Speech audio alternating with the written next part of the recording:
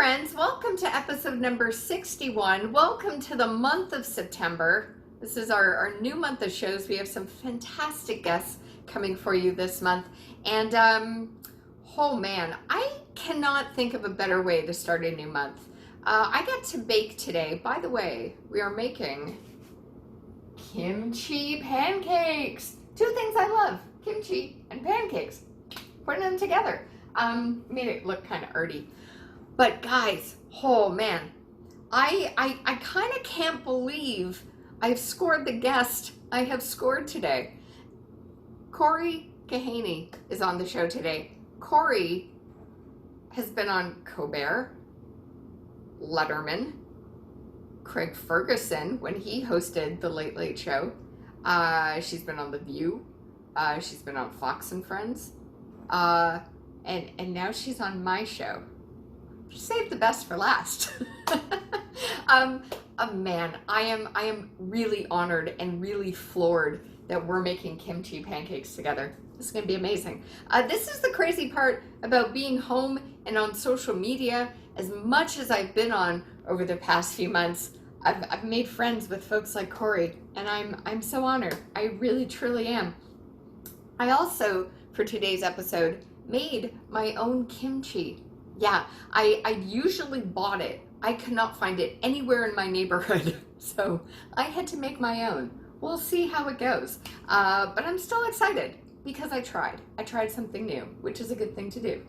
And because this is a new month, we are offering some love to two new charities, one of which is one very close to my heart, the Toronto Humane Society. And yes, I live in Toronto and I pronounce the second T. It's because I'm from Montreal. But man, I cannot say enough good stuff about what they are doing. If you can support them, their info is in the show description. Please, please do. And you know what? If you're able to adopt or foster a pet today, I think you should do that. I do. But we're going to start it off by making kimchi pancakes. Kelly, Cory, Toronto, New York. Oh, this is going to be awesome. It's going to be fine. It'll be fine. It'll be fine. It'll be fine. It'll be fine. Great. That's the show. We'll just... Okay, and you want to see the best part? Okay, so when we're cooking, I can do the tilt. Fantastic. Oh, you were there. Nice. Because I've got mine back here. So Maybe not. Maybe I have to just go.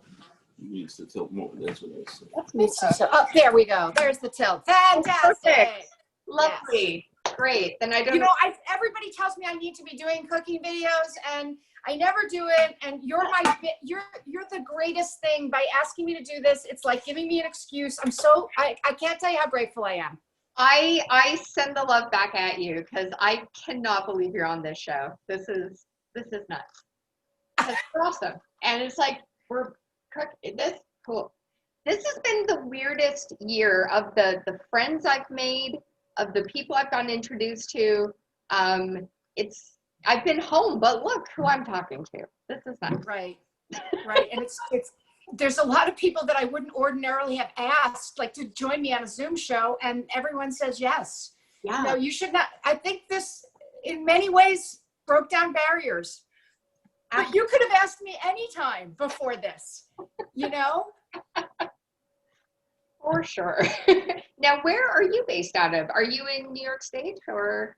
I am currently, this is a rental. I'll show you where I am. It's pretty nice. We rented a place in the Berkshires, so about 4 hours from Montreal, 5 hours. Okay. And I'm working with this kitchen that isn't mine, but of course I live in Manhattan, so it's this is the best kitchen I've ever had in many ways. And so you got this house just for my show, I'm assuming. Right. I will say my in-laws are on 2 streets over. Oh, wild. Okay. So there's a lot of intermingling with them, and it's also how we never would have been able to find something this nice if we hadn't been in the community. And it was people that didn't think they could make it up from Florida because of the pandemic. They never would have rented ordinarily. So Yeah. that, you know. No, for sure. Now you're not too far from my hometown, which is Montreal. So Right. Yeah, my mother-in-law's from Montreal. That's why my husband has citizenship. amazing. And ordinarily this time of year, we would probably be in the Laurentians. Okay. Yeah. Yeah, for sure. I would not be, but my sister might be because she still lives there. It's Right. kind of a hike from Toronto to get there. But as a kid, my family had a cottage in Lake Placid. So we would go do the Lake Placid thing, which isn't too far from Montreal. Correct. Yeah. That was what we did. And then Malone, New York was on the news a few years ago because there was this like prison breakout. It was very exciting. Which town? Malone, New York. It was pretty cool to see like the CNN crew in places I remember back in the 80s. Yeah. So I read somewhere a couple of years ago that Plattsburgh, New York, highest rate of incest in the state. They must not be happy with that, but that's their claim to fame for right now. That's not something you put on the town sign when you're driving. Yeah, I'd love to know how they do that research. Hi, Hi, we're just wondering how close are you to your father? And this might get you started on your cooking show empire to take over Amy Schumer's Food Network show. Oh, I'm very listen. I'm very supportive of Amy Schumer's show. You know, It's a good show. she gets to learn how to cook from her husband, the chef. I know. Not at all jealous at all. Not even a little jealous. I went to cooking school in Paris, but not even a little jealous. You really? I did. I mean, a million years ago. I had, my story is so convoluted. I moved to New York to become a comedian. I moved to New York to become an actress. Okay. And that's all I wanted. That was my whole life. And I made like a grand total of, I don't know, $50 and a Subway token in 5 years. And the bulk of my income came from being a waitress. And I was, without a doubt, one of the worst waitresses known to man. I would always, hide in the kitchen because I hated customers. I hated pretending to be nice. I felt like prostitution. So one very smart chef finally said to me, he goes, you spend so much time in here helping the chefs because I speak French. It's a long story, but when I was a kid, we lived in France. And you're translating for the chef. Why don't you just take a job in the kitchen? At least you'll know how much money you're making. And, there's a future for you here. Yeah. And I was like, what? Okay. And I took a small job just it's called garde manger. I was the cold chef. Yep. I did all the appetizers and whatnot. And then I was fortunate. I worked with a real master in all the carving and, he did all the crazy things with pineapples and watermelons. And so I learned so much. That's awesome. And then I decided to just, I'll just be a chef. It's my second love. Acting's my first love. Yep. Yep. And I went to France to get my degree because everyone said you got to have some paper that gives you credibility. And basically, I'm going to say a couple of years after I spent all that money and all that time, that's when I started. That's when I discovered stand-up, and it was like the lights went off. I was like, oh, it's not that I'm not good enough to be a performer. It's just, it needs to be what I wrote. Were you a waitress in a comedy club? No, I was a technician. I was I was in the booth. And then I started waitressing at this diner here in Toronto in my mid 30s. I just started over and just started waitressing and I think engaging in the customers got my brain going with storytelling and anecdotes and poking at people and trying to get better tips. Yeah. No, being a good waitress absolutely is the definition of being a good actress. Yeah. Or being a waiter is the definition of being a great actor because every single day it's a brand new show, and every single day you have to bring it. And it's not something I ever want to do again. the Asian recipes, they always tell you these 5 ingredients, and there's always one that you don't have. And it's my mission. I mean, I let me see if I can show you how much time and effort I have put into this. I have dark soy sauce. Okay. I have Shaoxing wine. I have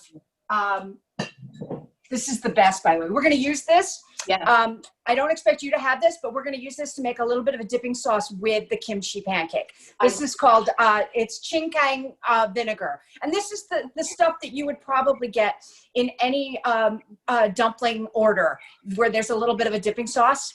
Right. Okay. Yeah. So it's basically, it's 2 tablespoons vinegar, a tablespoon and a half of soy sauce, and a little bit of sesame oil. That is the sauce. So Okay. easy. But I mean, I could go on and on. I mean, like, I have 2 kinds of mirin, for God's sakes. So that's what happened was I became obsessed with having a full pantry, and it's a huge investment. And once I had the pantry, I was, then I started getting addicted to watching YouTube videos. But I really like the Asian YouTube video presentations. For sure. They're very funny. They're very funny. And I knew I was in trouble when I was watching and listening to Asian YouTube cooking demos that weren't even in English. It's Kelly's homemade kimchi here. Wow, look at that. All right, so I'm going to. This is very professional. I like this. We can see your stuff. Very cool. So good. That's another thing that this I would say this decade has taught me is that fermented foods don't just taste good, but they really are necessary and important. They're very good for you. All right, so I have basically 1 cup of kimchi. I'm going to flop it onto my cutting board because I'm going to give it just a little bit of a rough chop. But before I do, We'll do that too. I think I have. You know what? I'll use this. I have I have a tablespoon. We really want to have, and here's my mixing bowl. You really want to get some of the kimchi juice. Oh yeah. So she's saying 2 tablespoons, and this is like a very small tablespoon. So I'm gonna make sure I get, because I think the allure of this dish is the sour. You know how everything plays on one of the senses? This one really plays on the sour. Okay, so that's 2 tablespoons of the kimchi. Oh, thank you. Thank you. It looks fantastic. Right. My father will be proud. Can I tell you something? Here's an exciting piece of information about this kimchi pancake. You don't need to use kimchi for this pancake. If you have sauerkraut, which I know that our people are big fans of that. Oh, hell yeah. Can make a sauerkraut pancake with the same recipe, so much less spicy. And then, of course, you would use the sauerkraut pickling juice or the brine in the same way that you're doing the kimchi. So interesting because I almost went a sauerkraut route. I thought maybe I'll do that because it's kind of in the same ballpark. So it is. It wasn't off too much, which is great. All right, this is good enough for me. I'm going to put this in here. And, there's really, I know I sent you the recipe, but I wrote it. I think I said it was 4 ingredients, but I don't think I counted the oil as an ingredient. I don't know if I counted the water. Did say 4. Yeah, you said flour, oil, water, sugar, kimchi. And right. Onion. Okay. You also mentioned and some onion. We're going to use both green onion and white onion for this. Okay. You don't need to. It's just, I just have it ready and I'm excited to share it with you. Okay. So half an onion. Okay.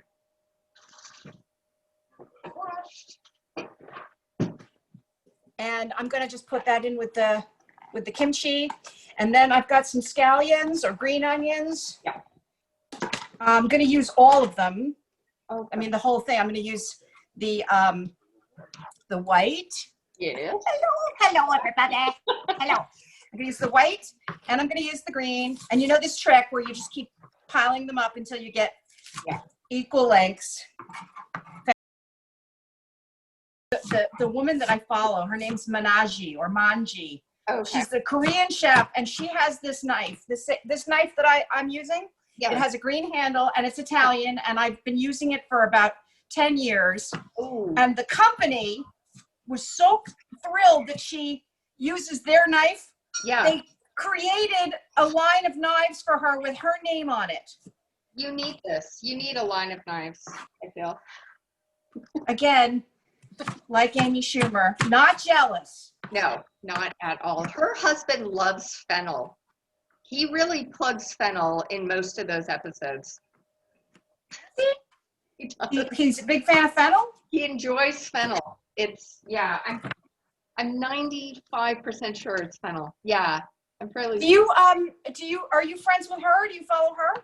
I do follow her. Being friends with her would be, that would be a delight. But I'm going to go take that sugar. Now, you may want to know why the sugar. And this is something else I've learned from studying all these Asian recipes. Almost everything has sugar. And when I say has, I mean small amounts. Right. But in almost every recipe from Thailand, you're going to find sugar. It's always balancing out the sour and the salty adds the sugar. And it used to bother me because I don't know if you're like me, but I hate sugar in tomato sauce. I hate sugar in anything that is supposed to really be savory, but I've learned to really appreciate it in Asian food. I'm the same.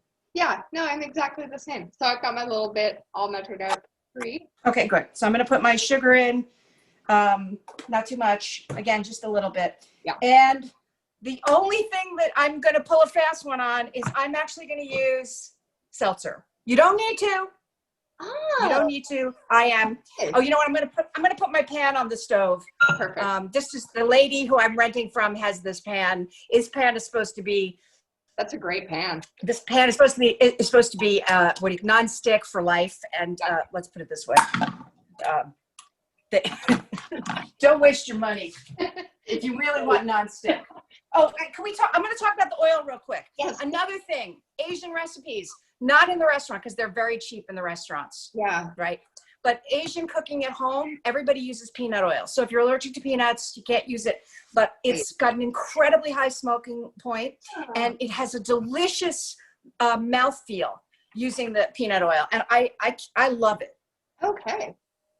And So kimchi pancake is not low fat. We are going to use a fair amount because we really want it crispy. Yeah. So I'm putting in, I'm going to say a little more, like 2 tablespoons. Okay. You're not using seltzer, just use cold water, very cold. Got that. Half a cup of water. Yeah. Okay. That's it. It's even Steven. 1 cup of flour, 1 cup of water. I love a recipe like this. It just makes like Yes. Like if I was ever on Chopped or Next Food Network's, no, I was on Next Food Network Star, but if I was ever on Top Chef, I would be making this pancake constantly because it's a crowd pleaser. Yeah. And I remember their recipe. You know what? I just had a moment. I remember you on Food Network Star. Oh, that was. I remember that. Listen, I don't want to lie to you. Yeah. This ratio is a little bit strange. This should be. No, yours is good. I think I'm going to have to put a little bit more flour in mine because it really should not be this wet. Ah, okay. Thin. Okay. Yeah, we're supposed to have a dramatic sizzle. Can you add that in post? Exactly. Dramatic sizzle ever. It's a very easy recipe, right? Super easy, and because of the time of day it is, this will be an excellent lunch. I'm super excited. Oh, it will be an excellent lunch. Yeah, it'll be really, really good. Do you have any reality? And you can make this have non-vegetarian, non-vegan items in it. You can, first of all, you can put an egg in it if you want to. Oh yeah. I don't think it enhances it a whole lot. But you can also put ground shrimp, chopped up baby shrimp. You could put some ground pork. You could put some ground chicken. I think would be fine in this. Absolutely. Yeah. I think that'd be really good. I'm also, my apologies, I'm using, as you can see, this is an electric stove. And I could have done this on a griddle. Yeah. Oh, yeah. But I just thought not everybody has a griddle. Yeah, not everyone does. No, I have a tiny one, Cuisinart, like a little portable thing for, if one day I ever camp, I have it, but I can use it here because I don't have a barbecue in my apartment. So. Well, a lot of people that are, sort of doing the do-it-yourself cooking shows have them. Oh, absolutely. Yeah. Have you noticed they all have these burners? Because I'm very fortunate because I've got my oven on the counter, but most people don't.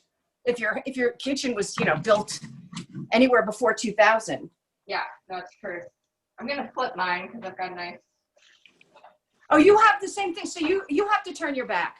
So yeah. Have you noticed whenever these people are becoming more and more famous, they buy these butane burners? All right. They do. I'll keep talking and let you cook. I'm not there yet. What else can I tell you? What else is good? Oh, so here's the other interesting thing about kimchi. Yeah. Even though it's so spicy and so sour and salty, yeah, it is really good for digestion. And I find it fascinating, but for some reason it is. And I remember my grandmother used to always have sauerkraut when she had a bad stomach. Yeah.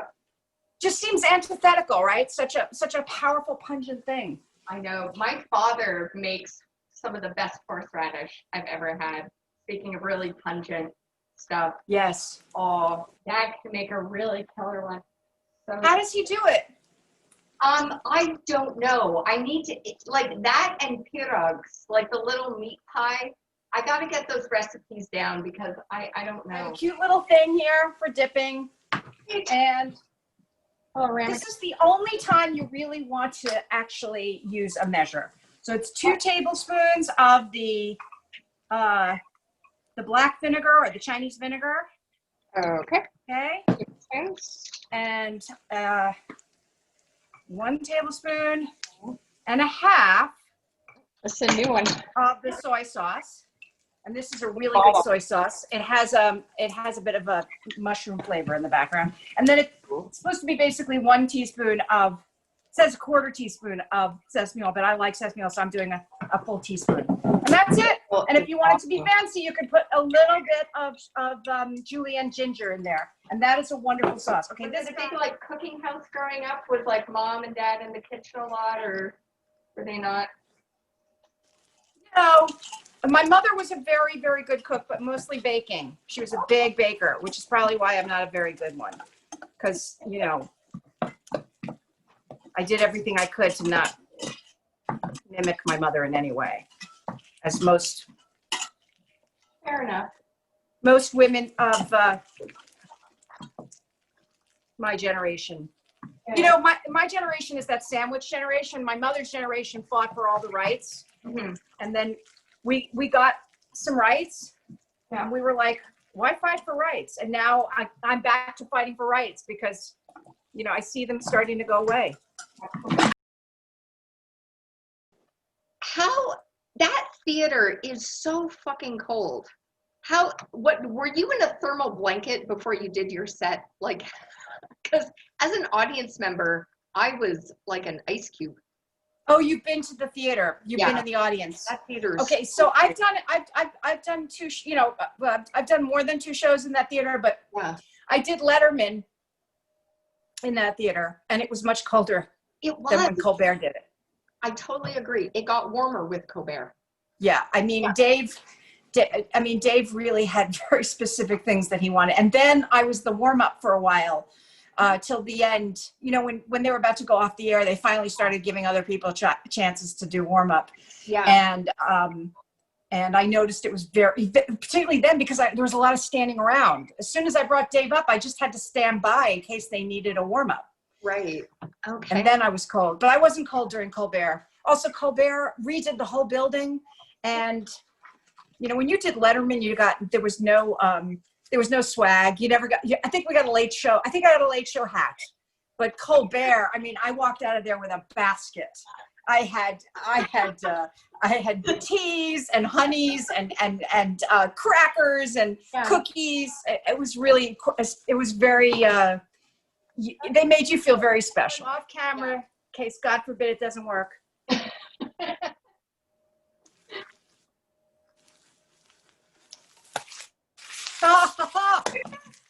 should have done it on camera because it was perfect. I got it actually. Yeah. You did? I did. Look at that. So nice. That's from years of nothing. I can't even say it's from years of being a chef because I haven't really been professional in so long. But this is what you want. You want that nice, crispy hello. This is so good.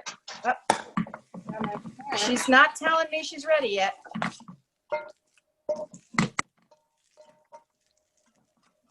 Ooh. You started out as a baker though on this show, right? Yeah, like we do every now and then we'll do a savory dish on the show, which I'm totally down for. But primarily it's been on the sweet end of things. And the show started out with having some friends over. We just felt like making a cake. We just got together, wanted to make a cake. The cake was a disaster. It looked like we had made a cake and then dropped it on the floor, is what it looked like. And I kept muttering, it'll be fine. And something in my head went, that's a really good name for a show. I like the name very much. My daughter is a very, she does high-end pastry chef stuff. And she's the person you hire for a wedding cake and for all of the anything. She also does a lot of corporate stuff too. Okay. And her tattoo says cake is crumb. And I was like, what does that mean? And she said, because she worked for this incredible baker who said, if it doesn't work out, it's just crumbs. It's still going to be crumbs. It's going to crumbs at the beginning. It's crumbs at the end. It's still crumbs. All right. My pancake is done. I'm putting it on the plate. Okay. Nice yellow plate. Yes. I am actually going to quarter it before I put the decor on. Ah, okay, good call. So this is the finished product. Oh, yours looks so pretty. Let me hold mine up. I've got mine here. Gorgeous. I like your color that you chose. Okay. Thank you. Thank you. Yeah. I don't know if this will make sense, Jeff. How long did you do stand-up before the pandemic? I have been doing stand-up for about 4.5 years. So okay. Yeah. So yeah. I've been doing stand-up for 28. If you want to move your camera up just a little bit. Oh yeah. I've been doing stand-up for like 28. Oh my God. And my bread and butter came from doing shows that were, 50 minutes long. Right. 55 minutes. I mean, part of the reason why I was able to do cruise ships is because I have 2 separate 45s or 2 separate 50s and clean, by the way.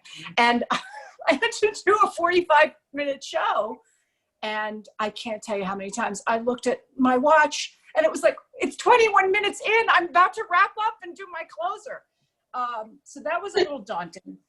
I had a really good time with some new material. I don't know if I don't want to presume that you're up to date on everything with American politics. I've got a lot of family in the States and I do watch the news a lot. It's scary times.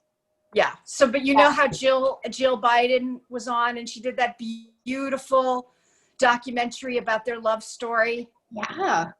So I did the Melania and Donald love story, and I was like, Donald picked me from catalog. It was love at first sight when I saw Trump Tower apartment. His children love me. They say if I marry his father, I will make them whole. Kidding. They said if I don't sign prenup, I will end up in whole. Anyway, so that was fun. Should we taste it? I think we should. Fantastic. It would be terrible to make it and then just say goodnight. You're like, that's enough. Oh man, I am excited. I have the dipping sauce here. Nice. Oh yeah. Yeah. The dipping sauce you don't need, like if you're making it for just you and like a friend. But if you had people over, you know. Bon appetit. Oh, you can pick yours up. Mine is still a little bit soft. Oh, girl, this was a good idea. Oh, It's an interesting flavor profile, right? it's so good. Oh, and I agree with you. I'm not missing the egg. You don't need the egg. Yeah, the egg. No. I mean, how many times are you at a loss for what to make when you have a vegan coming over? It's like, I never know what to do. You can do this with, you know, eggplant. You can do this with, Absolutely. you know, and you can do peanuts on top, which gives them a little more protein. It totally does. But not even just wondering about a vegan coming over, being home so much, you know, and I mean, I can't go out to a restaurant, but you kind of run out of ideas, you know, like what am I going to put together? And Right. This is perfect. This is so good. Thank you so much. My pleasure. Oh, I have enjoyed Very it. pretty too. Look at that. Beautiful. Just taking a picture before I shot it. Can you, did you tape this? Of course you taped it, right? Wouldn't that be funny if I didn't?